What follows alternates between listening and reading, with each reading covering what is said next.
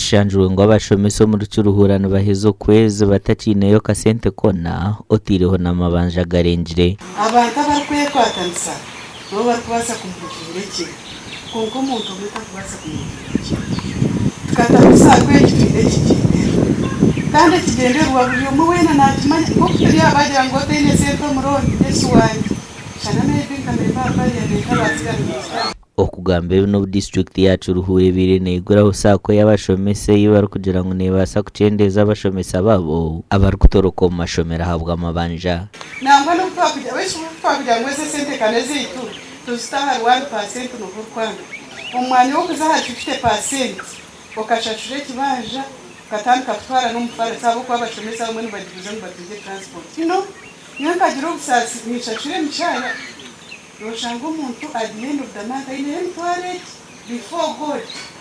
Abandi haruno nareba wakashanje najya katsobu nagira cyo murayinga. Roshango mushomesa kuza ku raising school fees abana be from different sources of funds. Ayiguza hari. Roshango no mushomesa tabe efficient mu gwakora.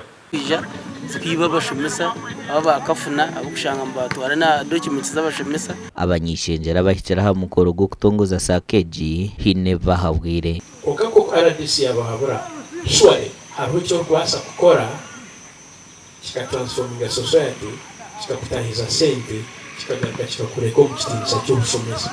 Besa bwana kandi batunga umushara n'abadu forcing abata. Ako ka force nketengesa. It's not something smooth that you think it should be. It's not like that. Hate ko kuza mu kuguma mukaki. Hatariho kiragiro namani. Tutukwihamusa ko yiturukwenda.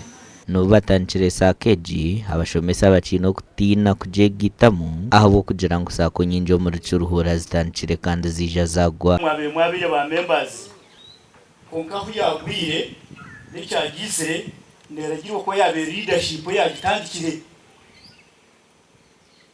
kandi abantu abo bariho ingumanya y'abaje umuhiye so mwato mwabuganize obusako igi yatandika tujya kuronda icyo gukora cyona cyaba kibasika esento umuntu wazwire yabaye wajya live tuzimuyihuza zirito musakwegi egira manje indagano ye izobe itwakora n'abantu aba amakoraga gashakwa Paul turiyamureba munywani witi Yesu